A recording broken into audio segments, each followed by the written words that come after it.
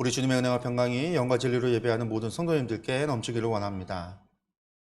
오늘은 민족의 명절인 설날입니다.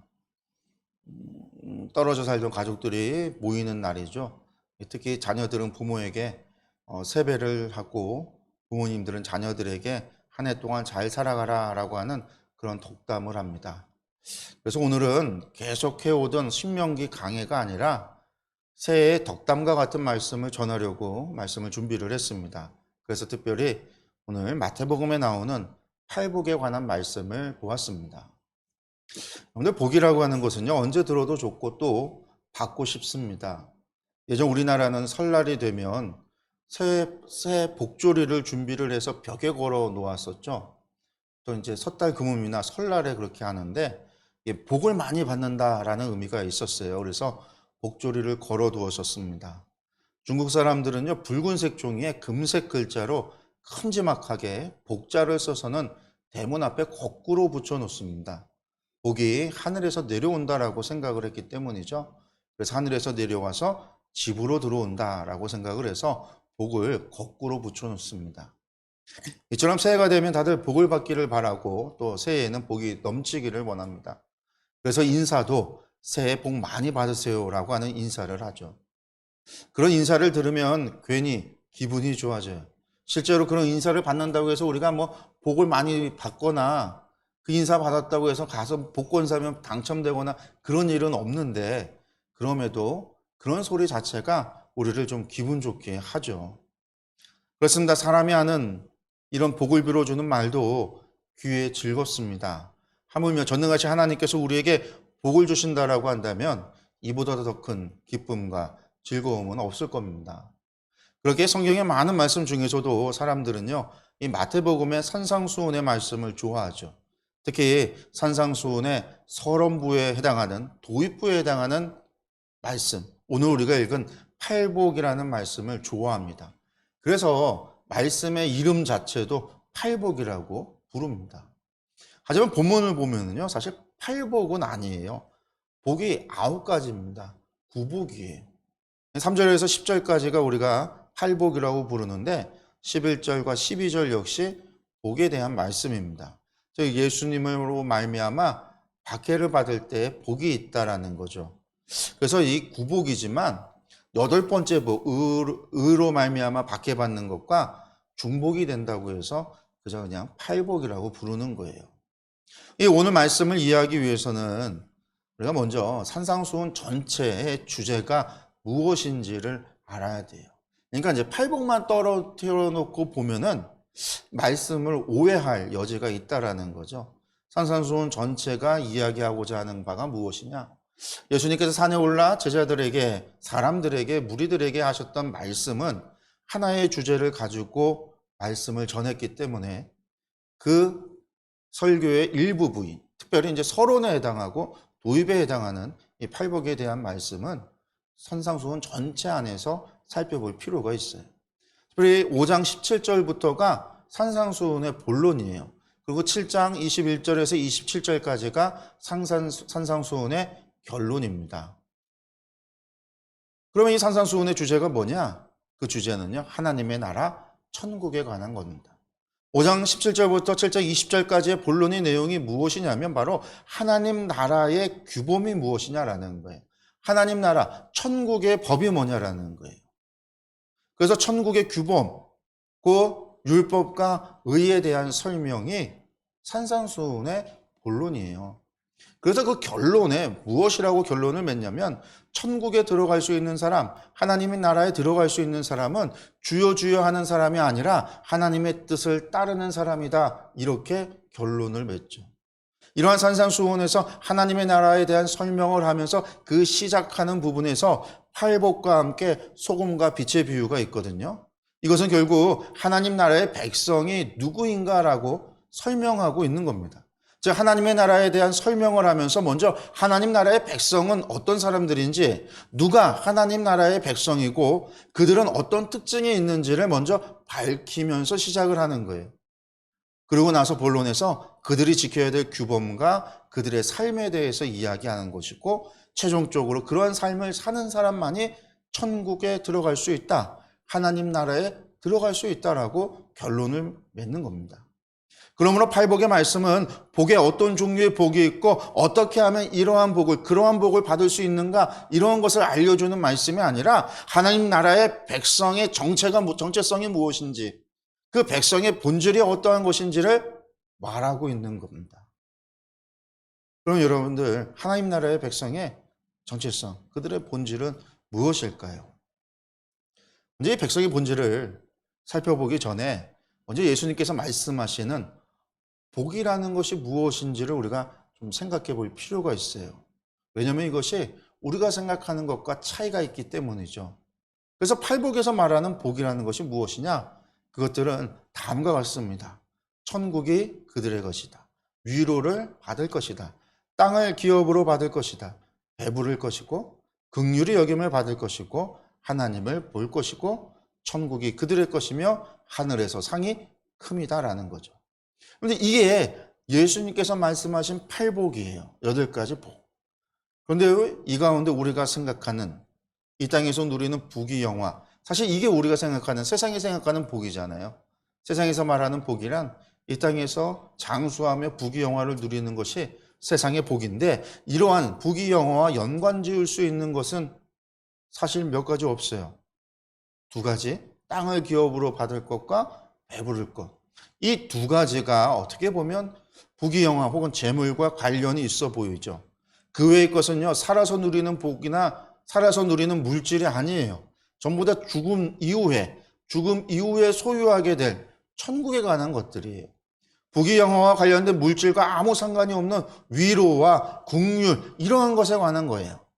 그러니까 우리가 생각하는 복으로 본다면 팔복 가운데 우리가 생각하는 복된 것은 사실 2가지밖에 없어요.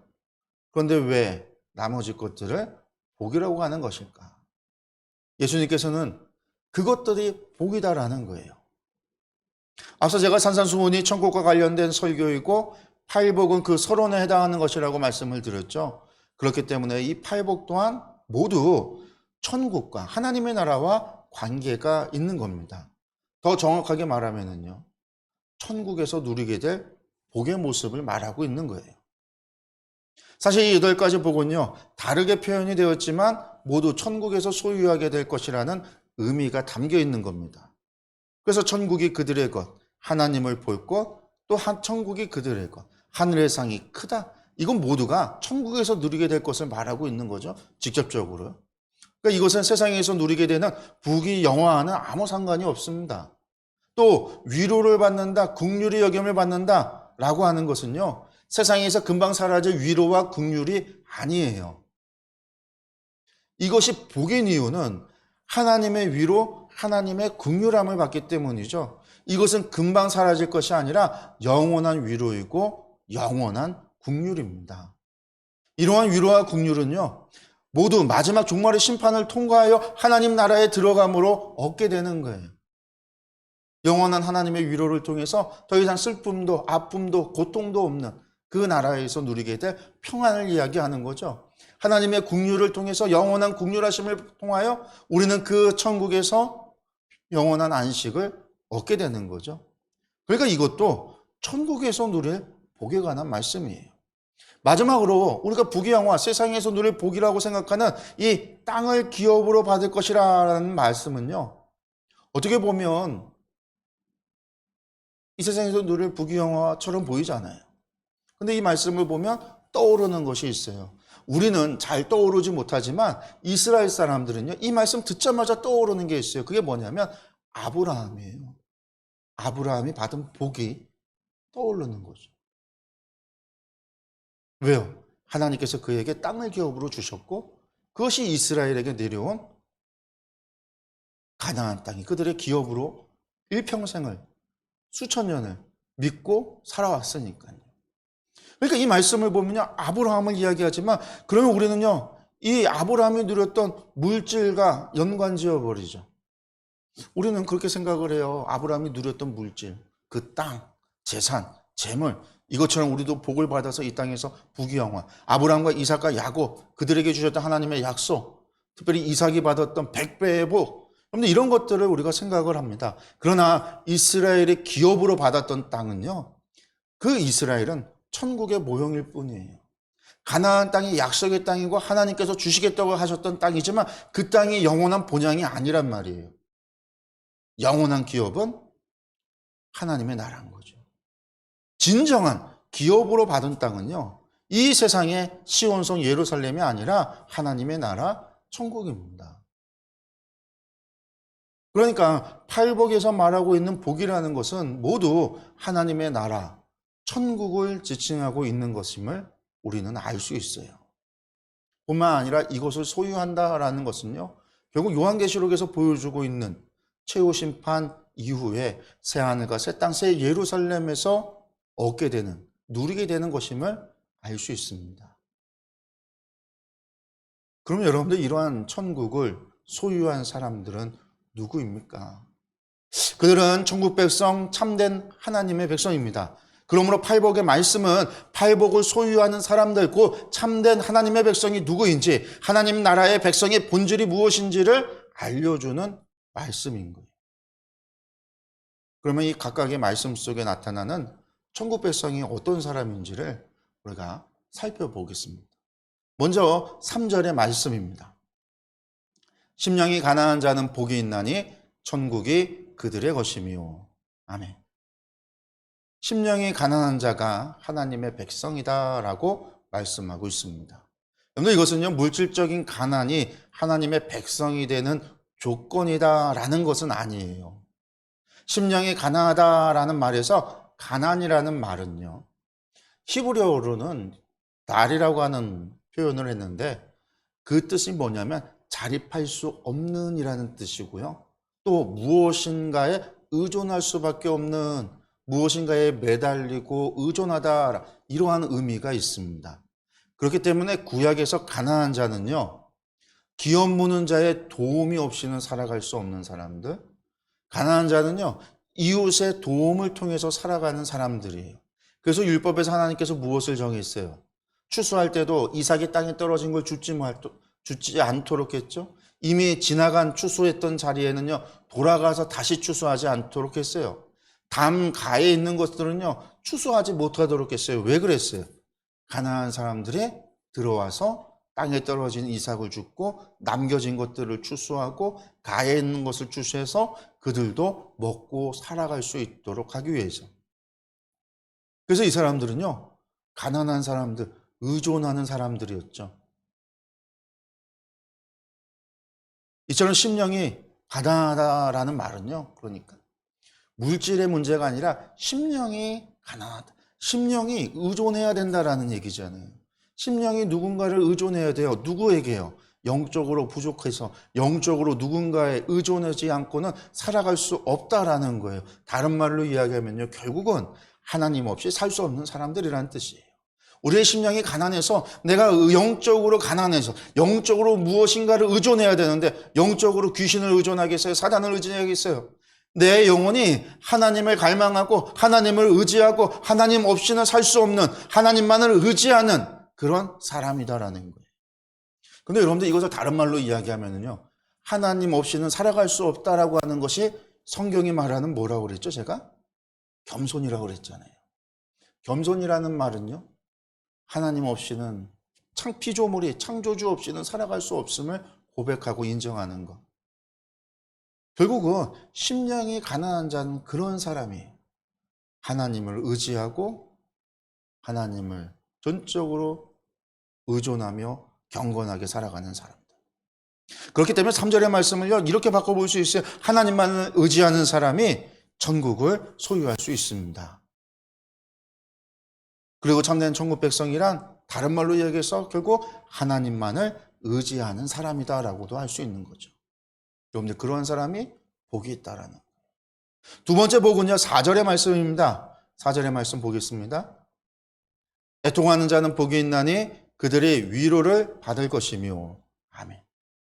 4절의 말씀에는요, 애통하는 자들이 슬피 우는 이유가 무엇인지에 대해서는 말씀에 나타나 있지 않아요.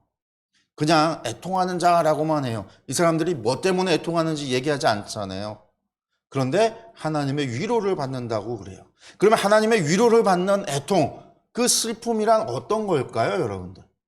그냥 우리가 울기만 하면 하나님께서 다 위로해 주시는 것일까요? 아닙니다. 여러 가지 해석이 있을 수 있지만 구약의 예레미야 애가를 보면은요, 예레미야가 하나님의 성실하심을 깨닫게 될 때, 그 예루살렘이 무너진 그 폐허 속에서 그가 하나님의 성실하심을 깨닫게 될 때 위로함을 얻게 돼요.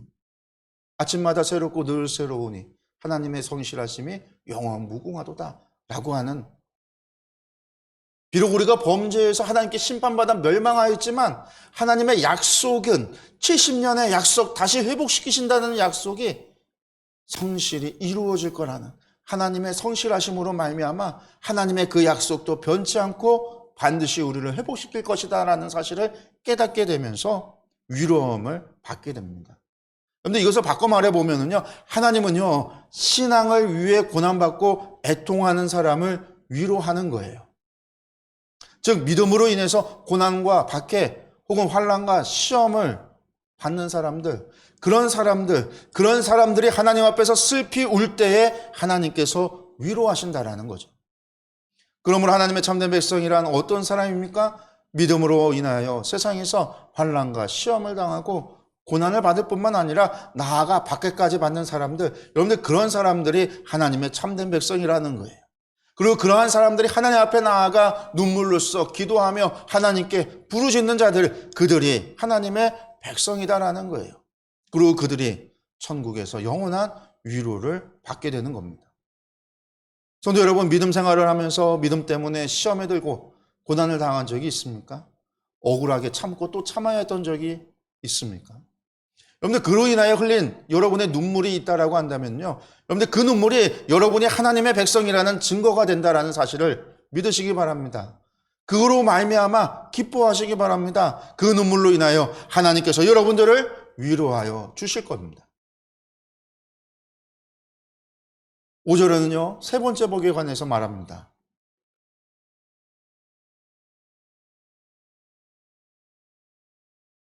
온유한 자는 복이 있나니 그들이 땅을 기업으로 받을 것이며. 아멘.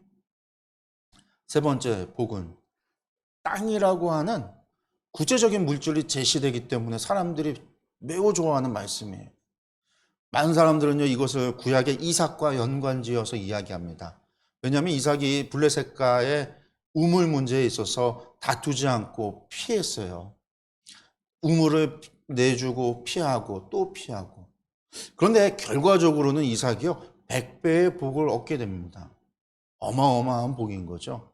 그래서 이삭이 싸우지 않고 다퉜으니까 온유한 자가 누리는 복이라는 거죠. 그러면서 온유한 자는 100배의 복을 받는다, 이렇게 이야기하곤 합니다. 그러나 여러분들 이것은요, 세속주의 혹은 물질주의적인 억지 해석이에요. 여기서 말하는 온유라는 것은요, 그런 이야기가 아니에요. 여러분들 온유라는 것은요, 하나님 앞에서의 영적인 태도를 말하는 것이지 사람과의 다툼을 하지 않는 것, 그것을 의미하는 것이 아니에요. 사람이 모든 사람 앞에서 온유할 필요는 없습니다. 여러분들 비느하스처럼요, 분내할 때도 있어요. 죄악을 바라보고 분내고 화내고 그 분냄으로 말미암아 그 고스비와 시므이를 한 창에 꿰뚫어 죽였을 때에 도리어 하나님께서 기뻐하셨어요. 다윗처럼 용기를 내서 골리앗과 싸워야 할 때도 있습니다. 그러므로 성경에서 말하는 온유라는 말은요, 우리가 생각하는 참고 인내하는 그러한 온유와 다릅니다. 그러면 성경의 온유란 무엇일까요? 이것이 가장 잘 나타나고 있는 것이 출애굽기의 모세를 향한 말씀이에요. 출애굽기에서 하나님께서 모세를 가리켜서 뭐라고 말씀하시냐면, 이 사람 모세는 온유함이 지면의 모든 사람보다 더하더라, 이렇게 말씀하셨어요. 그런데 모세는요, 젊은 날에 혈기로 애굽의 군사를 때려 죽이는 적이 있었어요. 혈기가 욱하는 성질이 있었다라는 거예요. 근데 그가 나이가 들어서 온유해졌다라는 거죠. 아, 그러니까 이 사람이 좀 성질이 좀 부드러워졌구나, 우리가 그렇게 생각할 수 있는데 이게 그게 아니에요. 하나님이 왜 모세를 향해서 온 세상의 지면의 모든 사람보다 더 온유하다라고 말씀하셨을까? 그들보다 더 부드러워서요? 아니에요. 광야에서 백성들은요, 하나님을 원망하고 모세를 원망했어요. 그의 죄를 지적하며 돌을 들어서 모세를 여러 번 죽이려고까지 했습니다. 그런데 그런 상황 속에서 모세는 한 번도 백성들과 싸우고 다투질 않았어요. 큰 소리 내어 논쟁하지 않았습니다. 그는 그때마다 하나님 앞에 엎드렸어요. 백성들을 향해서 싸우고 다툰 게 아니라 그런 일이 있을 때마다 모세는 하나님께 나아갔어요. 그저 하나님의 처분을, 하나님의 말씀을 기다렸습니다. 여러분들, 이러한 모세의 모습을 가리켜서 온유하다라고 한 거예요. 어린 양과 같이 주인의 처분을 기다리는 것. 이것을 달리 말하면요, 하나님의 말씀에 100% 순종의 자세를 취하는 것, 이것이 온유예요. 특히 말이 주인을 태우고 있을 때에 말이 주인의 말을 듣는 것을 온유하다라는 말로 해요. 근데 말이요, 주인의 말은 듣지만요, 주인이 사람을 공격하거나 적군을 공격하기 위해서 고삐를 당기면요, 그 말도요, 두 발을 들어서 싸워요. 그러나 주인이 오른쪽으로 가자고 줄을 당기고 왼쪽으로 가자고 줄을 당기고 달리자고 엉덩이를 치고 멈추자고 당기면요, 말은요, 주인의 말을 100% 들어요. 그런데 그게 온유예요. 모세는요, 하나님 앞에 그랬다라는 거예요. 하나님의 말씀만 순종했다라는 거예요. 그래서 온유하다라는 말은 하나님의 말씀에 100% 순종하는 자세를 말하는 겁니다. 여러분들, 그게 온유예요.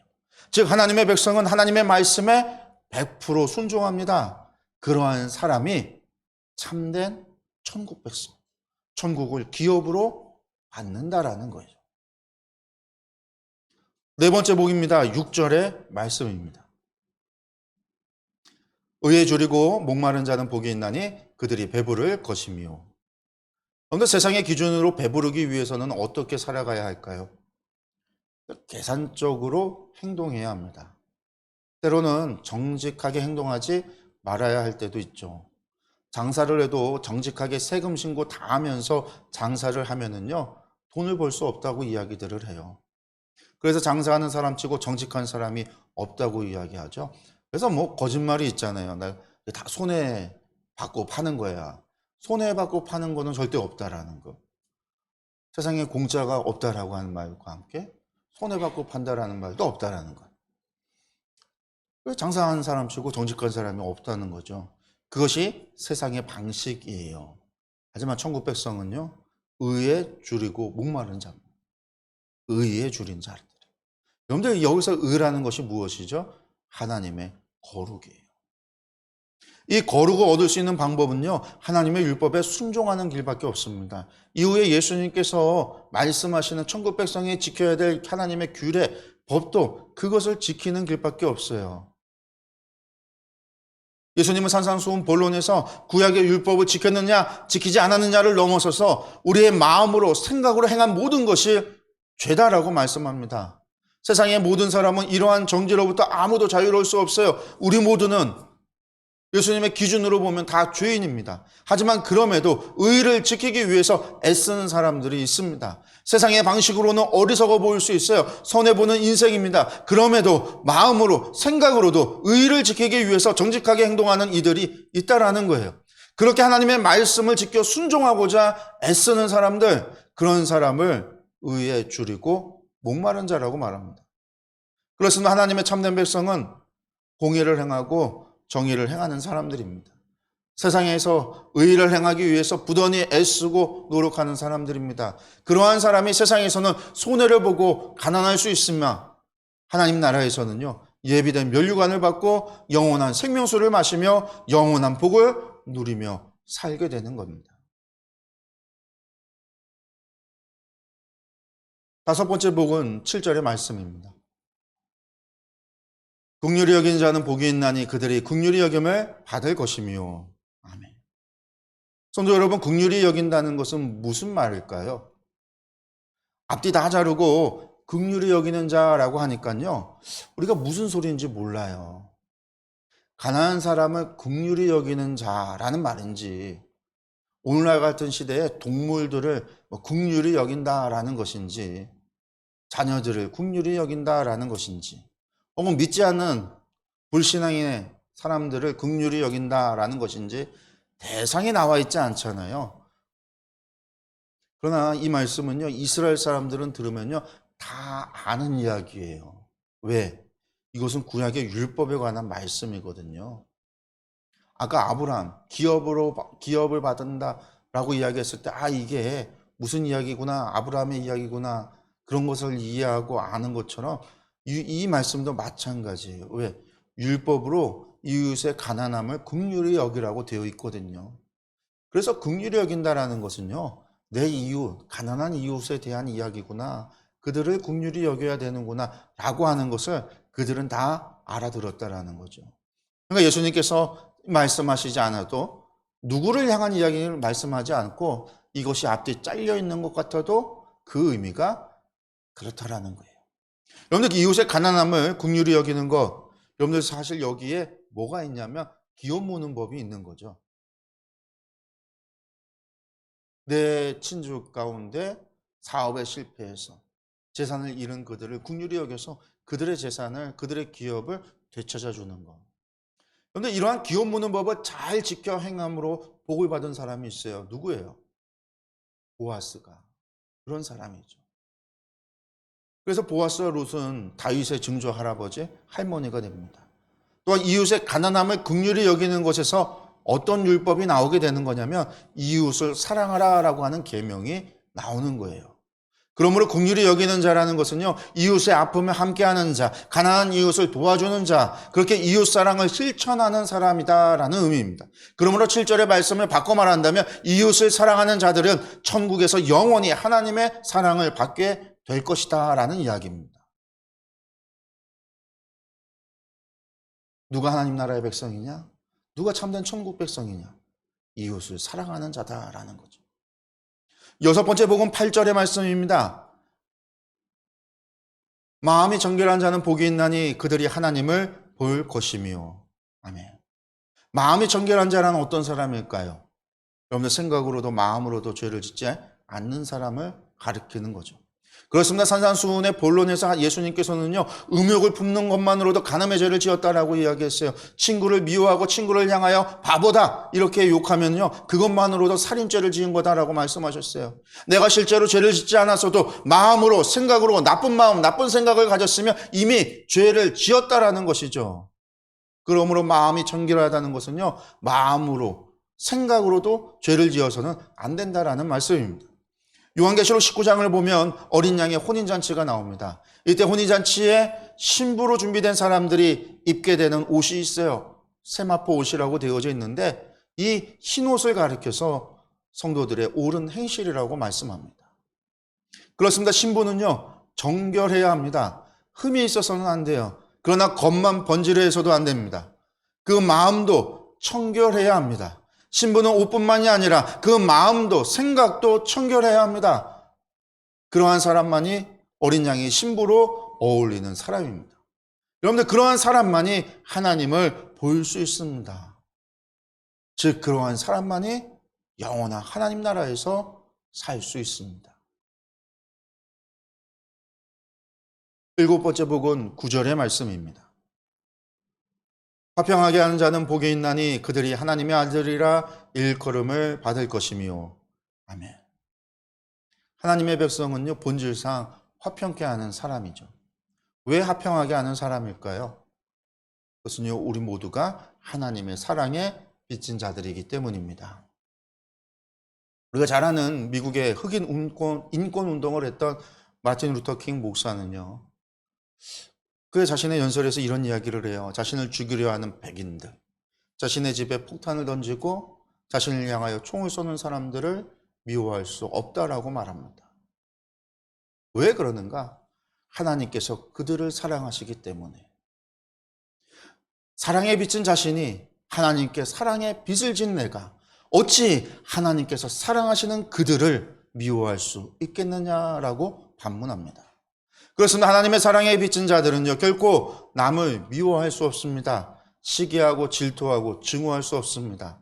하나님께 사랑의 빚을 지었기 때문이죠. 그렇게 그들이 있는 곳에는요, 싸움이 있을 수 없어요. 다툼이 없습니다. 성도 여러분, 우리는 모두 하나님의 사랑에 빚진 사람들입니다. 그런 우리가 어떻게 하나님께서 사랑하시는, 그냥 사랑하는 것이 아니라 독생자를 주시기까지 사랑하는 이들을 미워하고 증오하고 저주할 수 있겠습니까? 하나님께서 사랑하는 이 땅의 모든 사람들은 우리가 사랑으로 섬겨야 하는 이들입니다. 우리가 사랑해야 하는 사람들입니다. 그러므로 사랑으로 섬기는 자, 그 사람이 화평하게 하는 사람입니다. 8번째 복은 10절의 말씀입니다. 의를 위하여 박해를 받는 자는 복이 있나니 천국이 그들의 것임이라. 의를 위하여 박해를 받는다는 것은 무엇입니까? 거룩을 지키기 위해서 박해를 받는다라는 의미죠. 이것은 믿음과 신앙을 지키기 위하여 박해를 받는다라는 이야기입니다. 예수님 당시에도 믿음 때문에 죽임당하는 이들이 있었습니다. 초대교회 가운데서도 박해와 순교가 있었습니다. 그래서 요한계시록 6장을 보면 하나님의 보좌 앞에서 기도하는 사람들이 나오는데 그들이 누구냐면 바로 세상에서 복음 때문에, 주의 말씀 때문에 순교당한, 죽임당한 성도들입니다. 그러므로 8째 복은요, 신앙을 끝까지 지키는 자들이 하나님의 백성이다라는 뜻이에요. 이것은 11절과 12절의 말씀 9번째 복에서도 마찬가지 중복되어지는 이야기입니다. 우리 11절과 12절 말씀 볼까요? 나로 말미암아 너희를 욕하고 박해하고 거짓으로 너희를 거슬러 모든 악한 말을 할 때에는 너희에게 복이 있나니 기뻐하고 즐거워하라. 하늘에서 너희의 상이 큼이라. 너희 전에 있던 선지자들도 이같이 박해하였느니라. 아멘. 9번째 복 역시 예수님으로 말미암아 박해받는 이들이 하늘의 상을 받는다라는 이야기죠. 그렇습니다. 끝까지 신앙을 지키는 자들이 하나님의 참된 백성입니다. 하나님 나라에 들어가는 이들은요, 세상에서 끝까지 신앙을 지키는 자들이에요. 그래서 요한계시록에서는요, 이기는 자에게 주시는 하나님의 약속이 나옵니다. 여기서 이기는 자란 세상과 박해와 고난 속에서 끝까지 신앙을 지키는 자들을 이야기하는 거죠. 그러므로 신앙을 끝까지 지키는 자들이 예비된 면류관을 받을 수 있습니다. 성도 여러분, 이상에서 팔복의 말씀을 우리가 보았습니다. 팔복의 말씀은 누가 하나님의 참된 백성이며 누가 천국의 백성인지를 우리에게 가르쳐 줍니다. 하나님만을 의지하는 사람이 하나님의 참된 백성이라는 거죠. 믿음 때문에 세상에서 고난과 시험을 당하는 사람이 천국의 백성이라는 거예요. 하나님의 말씀에 100% 순종하는 사람이 하나님의 백성이라는 거죠. 세상에서 정의와 공의를 행하기 위해 부단히 애쓰고 노력하는 이들, 이웃의 아픔을 함께 나누는 사람들, 마음으로도 생각으로도 악을 멀리하는 사람들, 이웃을 사랑으로 섬기는 끝까지 믿음을 지키는 사람들, 여러분들 이러한 사람들이 참된 하나님의 백성이다라는 거예요. 참된 천국의 백성이라는 거예요. 그렇다면 이 말씀 속에서 우리는 어떠한지, 나는 어떠한지를 우리가 살펴보면 돼요.